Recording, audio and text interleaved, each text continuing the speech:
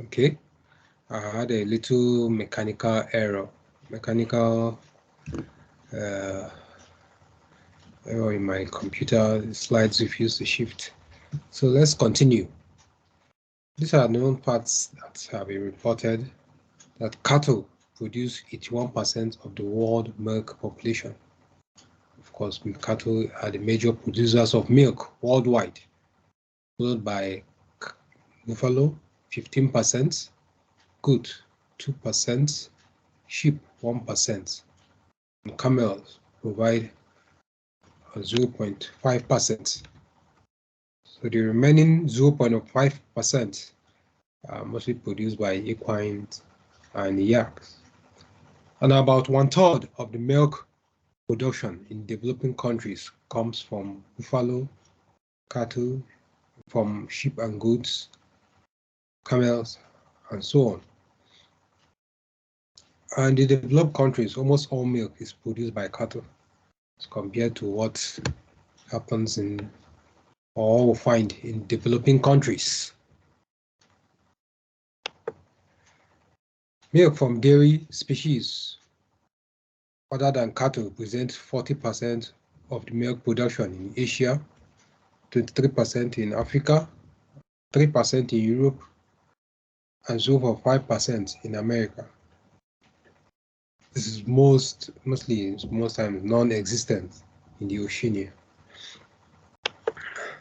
So milk, what's milk? Let's talk about what milk is. We regard milk as a creamy white secretion produced on mammary gland of all physiologically competent female animals.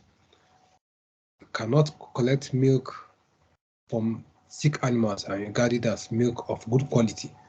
So the animal must be physiologically competent. It has to follow normal completion of pregnancy and parturition, because during pregnancy, several hormones come into play that aids in the production of milk in preparation for the newborn. So milk is meant for the nourishment of the young mammal, and is adapted for the nourishment of adults and for other purposes, though it is meant for the young mammal, but we as humans take from this milk for several dairy products. Some people consume it whole.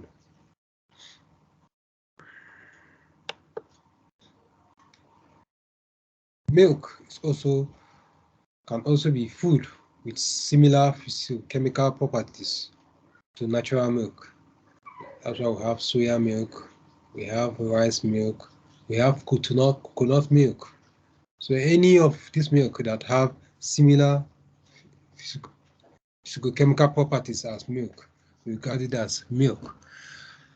Milk is very rich in nutrients essential for life. We regard milk as a perfect food for the newborn. It contains all the essential nutrients, vitamin, mineral, carbohydrate, proteins, and so on. It can be utilized entirely with no inedible parts. It's utilized by the body whole. There's no wastage when it comes to milk. So unlike beef, here you need to sacrifice the animal before you get these products. In the case of milk, no need to sacrifice the animal.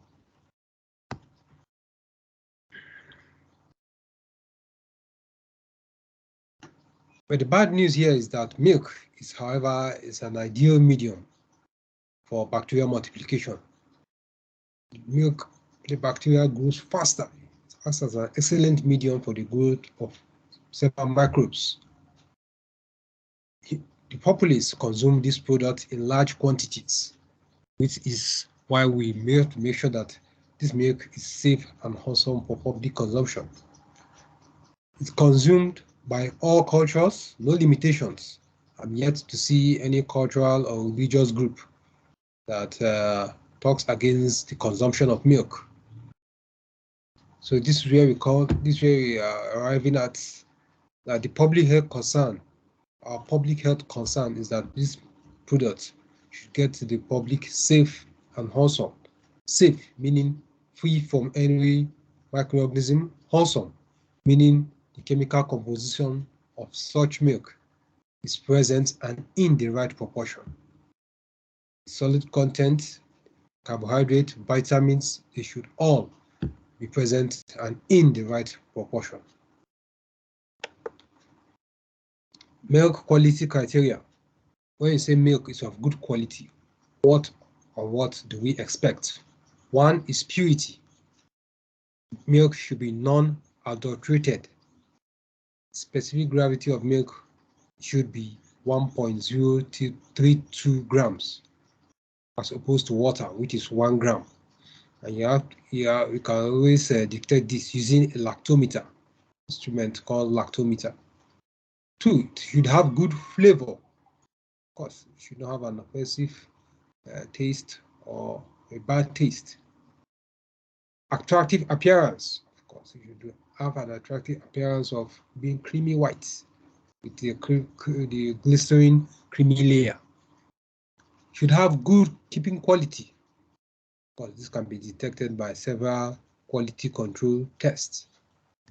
Freedom from pathogens such as bacteria, viruses, parasites, fungi, and so on.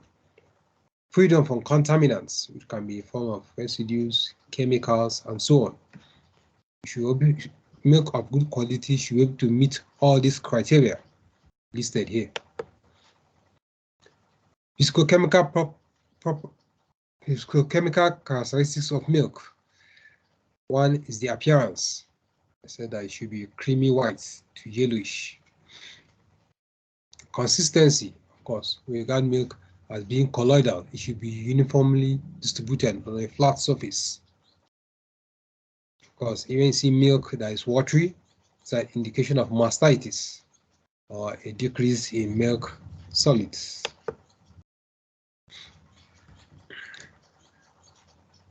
Milk pH. Fresh milk have a pH of 6.5 to 6.7. That's why we regard milk as being slightly acidic. And what influences this acidic content is the lactose content in the milk.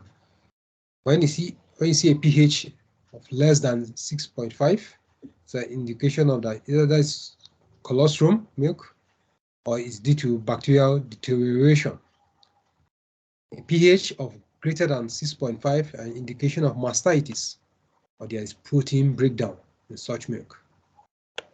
For the boiling point of milk, milks boil at a higher temperature than water, about 100.17 degrees centigrade, as compared to water, which boils at 100 degrees centigrade.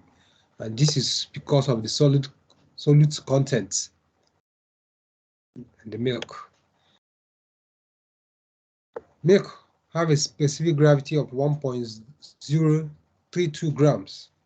Of course, this is as compared to water, which has a 1 gram at 4 degrees centigrade.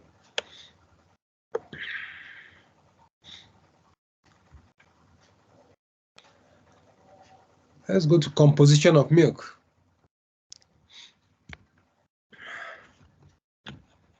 Milk generally is composed of 87.5% of water and 12.5% of the solid content. Excuse me.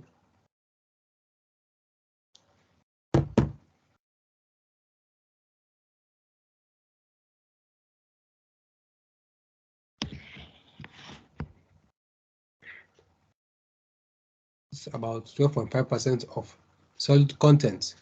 Fat content is about 3.8%.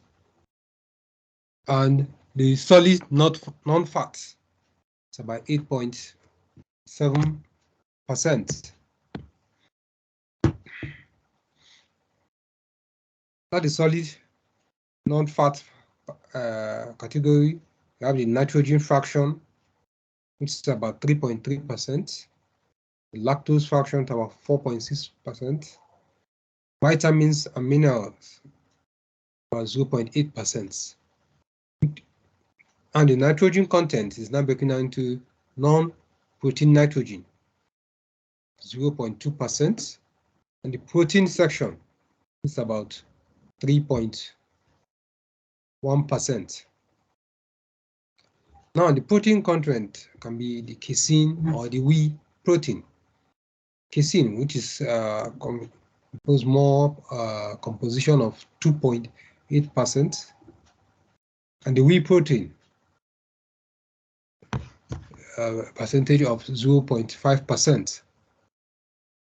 So going to this briefly, see how the percentages. The casein, of course, casein makes about 80% of the milk protein, such as the phosphoproteins, which is present only in milk of mammals. It is mostly precipitated and coagulated at pH of 4.6 and is coagulated by the enzyme renin. The casein acts as a transport protein in the form of calcium caseinate, where it transports calcium ion, the magnesium ion, phosphate ions. There are three kinds of casein molecules, the alpha, beta, and kappa. And the alpha is the most predominant type. This is just a table showing the percentage of these proteins in milk and their percentages in milk proteins in particular. You go through them. The whey protein, unlike the casein, the whey protein is not precipitated at pH as acidic pH. Some found only in milk included like the alpha lactalbumin, which is found in all species, or the beta lactoglobulins is only found in cloven-footed animals, such as cattle. And the colostrum is rich in proteins, particularly immunoglobulins, immunoglobulin A, immunoglobulin G, and so on.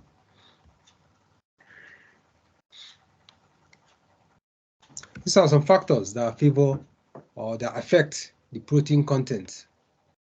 One is the species or the breed. The IgG and the IgM are the main component in the colostrum of cow. For humans and rabbits, mostly the IgA. Is it the stage of lactation? Colostrum milk contains about 14% protein and now declines at the day 4 and day 4-5 down. But on a good day, normal milk contains about 3% protein, about 3.1% protein. The colostrum milk is rich in protein. That's why we have to allow the calf to stay with the dam at least for 3 to 4 days before you separate them for milking. Season of the year, of course, harsh weather affects the production of milk, not only the production, the quality and the composition of milk.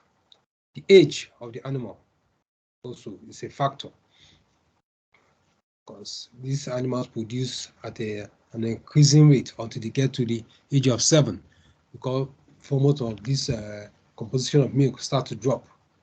The type and amount of feed is a vital point, because feed is very important when it comes to dairy animals. Dairy animals, if you joke with their feed, they will give you a very poor outcome when it comes to milking. Presence of clinical or subclinical mastitis. Mastitis is a serious problem when it comes to dairy animals. It affects both the quality and the quantity of milk that is being produced, and also affects the protein content in the milk. Effects of mastitis on milk proteins. There's a decrease in total protein. Casein drops to as low as 65, which is supposed to be 80% or so. And there's an increase in serum proteins.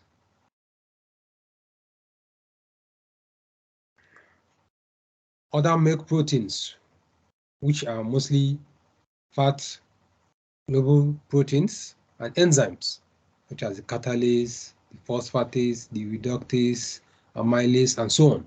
And all these proteins, their population increases in cases of mastitis.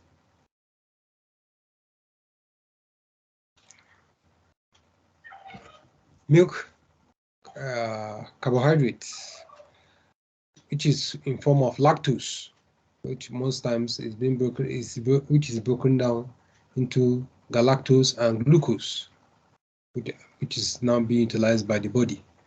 And this milk carbohydrate is responsible for the faintly sweet taste of milk. And this is the enzyme which breaks down this lactose into galactose and glucose, declines with age. That's why you see old people having their lactose tolerance starts to decrease. So they are lactose intolerant. And this milk carbohydrate is responsible, when fermented by bacterial enzymes, is responsible for the souring of milk.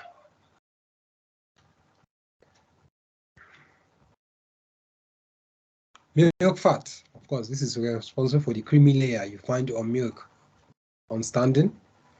And this milk fat in cream exists in microscopic spheres floating in the milk, and each sphere is surrounded by a fat globule membrane. The membrane protects the milk fat from enzymes and prevents it from coalescing in water particles.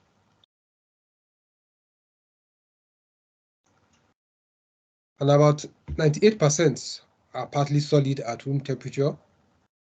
It's made up of a mixture of triglycerides, like the neural lipids, fat-soluble vitamins, the A, D, K, and so on.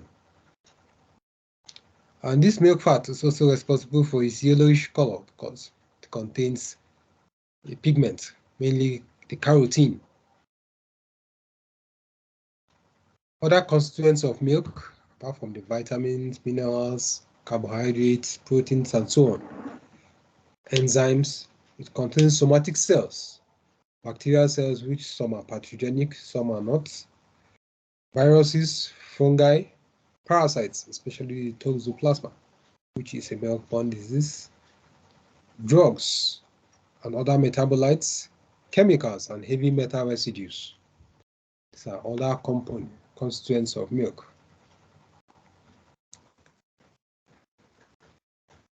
That affect milk yield, because a number of these factors affect the quantity of milk produced or milk yield in animals. One is the species of the animal. Of course, the expect cattle and buffalo, because of their large and animal size, they produce a larger quantity of milk as compared to small ruminants, such as cattle, such as sheep and goats. For the breed, of course, the Holstein Friesian, they produce greatly more quantity of milk compared to our white Fulanis. So the breed acts as a factor affecting milk yield. Also, breeds belonging, the dairy breeds tend to produce more compared to the dual purpose breed, because these dairy animals are specifically for milk production as compared to the dual purpose breed that they are kept for milk production and for other activities. Next factor is individuality of the animal. The strain and individuality of cows within a breed are different in producing the total yield. Of course, larger cows will normally secrete more milk as compared to the smaller sized cow. Even within a breed, some individuality varies in different, maybe due to the strain of the strain within a particular breed. The stage of persistence of lactation. There is considerable variation in the persistence of milk secretion following peak production within maybe like 2 months after lactation. Some cow, if 2 months after lactation, you see the animal keep, when they have reached their peak production, they will persist for a very longer time as compared to others, especially good producing animals or animals with good trait. Frequency of milking, they have shown to be a very important factor. Some people milk their animals 2 times a day, some 3 times a day, some 4. And research have shown that those that milk more frequent tend to be good milk producers, because as milk accumulates in the lumen of the alveoli, it fills the storage areas of the udder, and pressure develops inside these areas. It inhibits further milk production. So the frequency of milking these animals will increase the chances that they will produce more.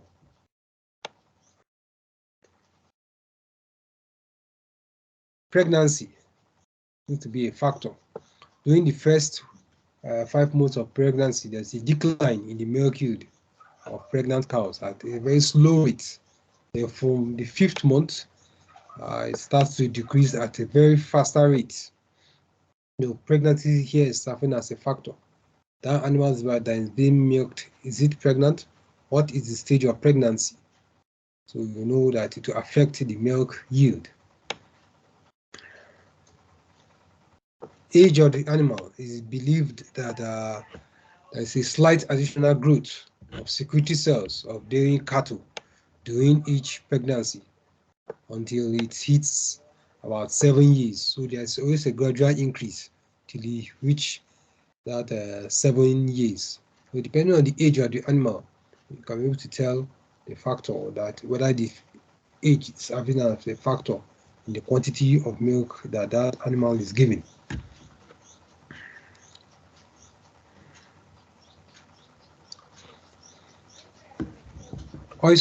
Oestrus cycle, the activity of cow when it heats, it's gradually it reduces the milk yield, or you reduce the milk secretion.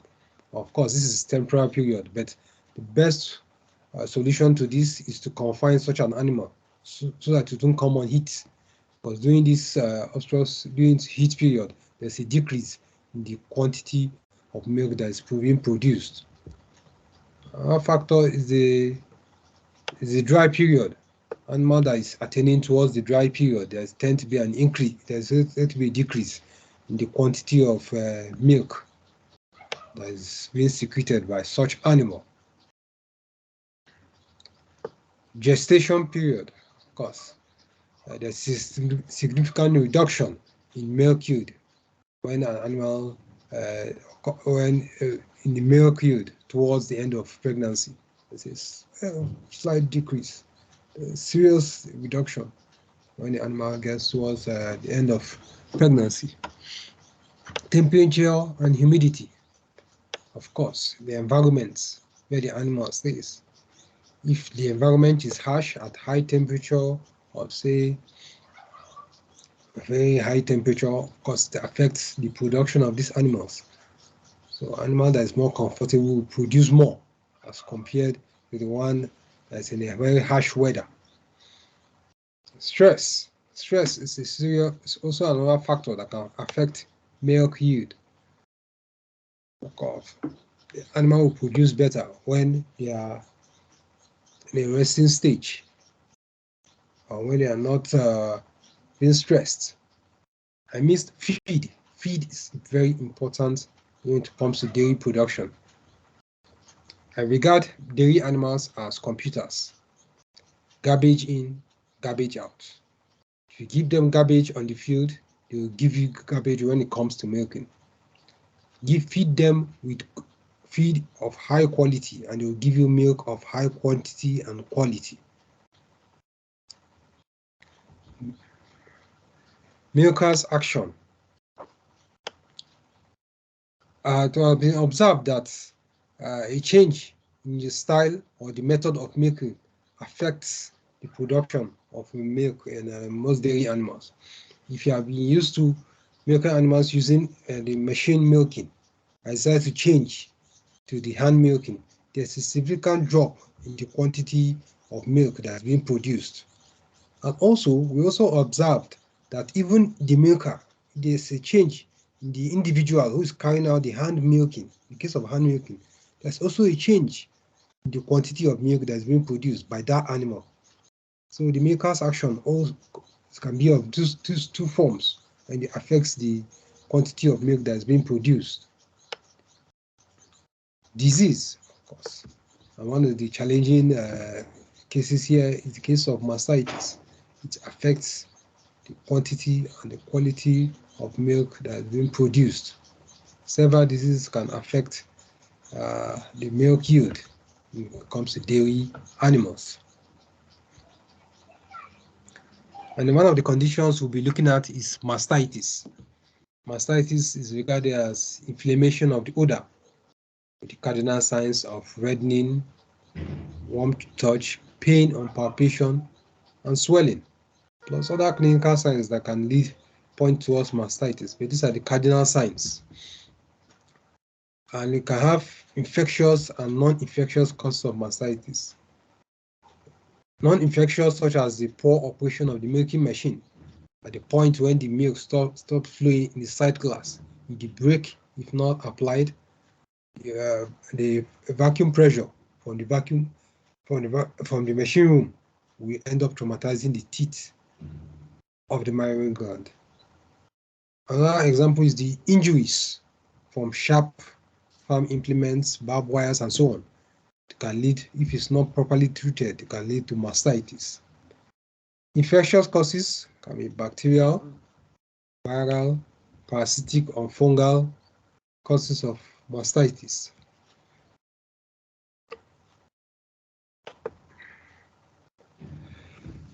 Mastitis causing agents in cows, commonly we have the Streptococcus aureus, the Staph aureus, Streptococcus agalactiae, E. coli. These are the major or the common infectious agents isolated. Then these are minor, the less common cases. Here you have the Streptococcus, Berries, Galactia, Zooey epidemicus, Corynebacterium, Klebsiella, Enterobacter, Pasteurella, and so on. It's a long list of common cases that can be isolated from mastitis cases. These are the less common. The most common is the Staph aureus, Streptococcus agalactiae, and the E. coli. Other causes such as the Mycobacterium bovis, the atypical mycobacteria such as the Mycobacterium lacticoli, and so on. Fungal such as the Cryptococcus, Aspergillus, Trichosporum, and so on. Importance of mastitis. They serve as an important threat to dairy production. Many dairy farms have crumbled. Many dairy farms have closed up because of their battle with mastitis. It causes abrupt drop in milk production. Of course, farm that are used to giving long liters of milk, an animal that's used to giving maybe 20 or 30 liters of milk, can see the milk now dropping to 5 liters, 4. Causes major economic losses, of course. The chances of the return, the revenue generated from such farm will be very low. Negative changes in milk quality. You can see most of the milk looking clumpy. Some have flakes, some have blood stain. The consistency is being affected. So most of the milk quality is being lost in cases of mastitis. Risk of infection transition to subclinical mastitis. If not controlled, you can get to the subclinical cases and spread in the farm. And lastly, it's a public health problem because most of these organisms have been isolated in milk, have been sequestered into milk, and humans can get infected with it. Economic losses through treatment of acute and chronic cases. Revenue generated that was supposed to use for other things in the farm will now be used to treat cases. There is a decrease in milk volume produced due to cessation and associated damage to milk secreting tissues, decrease in milk volume, losses due to milk discard from low quality and residues of drugs used for treatment. The question is, do we actually discard this milk in this part of the country? Because in cases, I've seen many cases where they use this milk and mix it with the bulk milk. They actually discard. Yeah, but of course, this is actually what they're supposed to do. But this is part of the economic problem, maybe due to low quality or due to drug residues. Losses are associated with consumer confidence. Your consumers, your buyers will lose confidence in your product because the quality of good milk is no longer found in your products. Effects of mastitis on milk quality and safety. There's a decrease, I mentioned all this before. There's a decrease in the volume of milk production, and it can even drop to the point of complete cessation. No milk will be secreted from the animal. There's a decrease in total milk solids, both the fat or non-fats. The milk almost can become watery, blood stain, appearance of flakes. And there's a decrease in the amount of protein component called casein. Decrease in milk serum proteins and enzymes. Yes, all these milk serum proteins and enzymes, there's an increase in them, which is a common feature when you see in case of mastitis. Increase in somatic cells and bacterial cells, and the potential presence of zoonotic pathogens. Most of these pathogens were mentioned, many of them are zoonotic. And there's presence of antimicrobial residues because constant treatment of these animals in cases of mastitis, and they keep milking these animals, and this we have found these antimicrobial residues in this milk, which is being passed to the public for consumption. Now, the mastitis control strategy. How do we control? We have to control this condition. We are seeing this is a major challenge for dairy farmers. How do we curtail or control this condition? Early detection or treatment of acute cases is very important. And how do you detect early infection? The use of screening tests such as CMT, California mastitis test, and this can be done in the lairage before the animal even comes for milking to aid in your control. So you end up contaminating all your making equipments or utensils. Early detection and treatment is one. Rapid and appropriate treatment. When you have gone to the lab to carry out your tests, sensitivity test, appropriate treatment is needed. 3, limit spread of the infection. How can you achieve this? Is by doing what we call risk containment milking order. There's an order in which we follow in the course of milking these animals in the herd. And this is the recommended order of milking. You start with the young, healthy animals, unaffected cows. Next, you go to the old, healthy cows. Next, animals that have recovered from mastitis. When they had mastitis before, they have now recovered. 4, animals undergoing treatment at the point of milking. 5, animals with active mastitis. And if you note, no animal is an exception when it comes to the dairy unit. All animals are milked in the dairy unit. It's what you do with the milk that is the issue.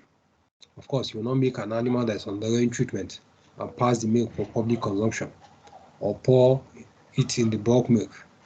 You won't make an animal that have active mastitis and pour it in the bulk milk. No.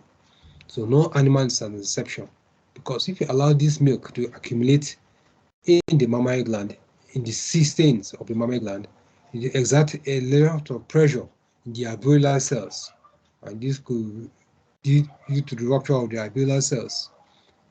So when the animal comes for milking again, you notice that a decrease in the quantity of milk it is producing, because most of the alveolar cells have been ruptured because of the pressure that has been exerted in the systems. Another method to limit the spread of infection, apart from that, following that order, is the use of the pre and post teeth dips. This is important in preventing and controlling mastitis. It has been shown that it reduces the incidence of mastitis for about 50 to 95%.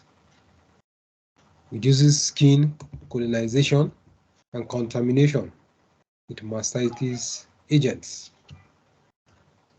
It minimizes teeth penetration with microbes.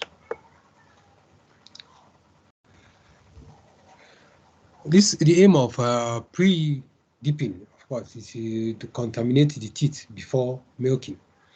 I'll show you an example of what the dips look like. To ease milking and promote leg down. It's more effective than odor washing, because most times people use different kind of water. What kind of water do you use for washing? The water can end up contaminating the teeth of the mammary gland itself. It involves pre-cleaning, because you can clean before you do the actual dipping. Or you can use a spray with a solution about 15 to 30 minutes. Force stripping and cleaning is necessary before you dip. Most times you have to strip the fore milk and clean before you use the pre-dipping. For the post-milking dip, it's an important component of mastitis control. Generally, a good teeth dip should possess good disinfection ability. Should be mild to the skin. It should not be corrosive to the skin. It cause some form of irritation or skin reaction. And should have a good residual effects, such as in the case of post-dip. Good fly repellents, because most times when you finish milking, you see that flies keep the arm uncomfortable. You should have good fly repellent ability.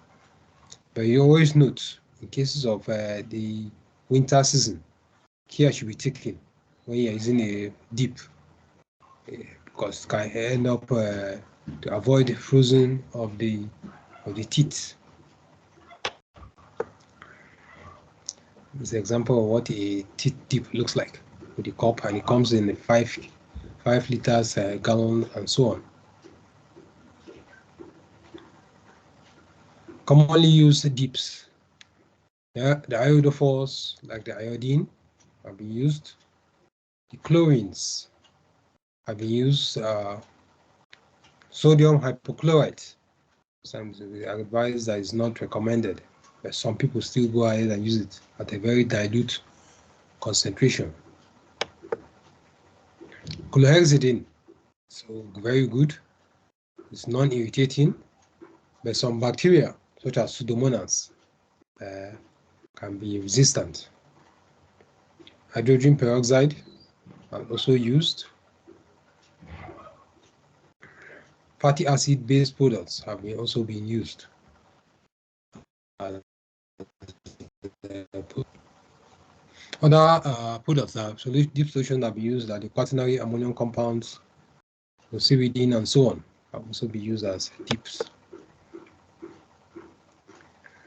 So for today, this is where I will be stopping. So if you have any question, you can put the question through to the comment section. So I will address that in our next class.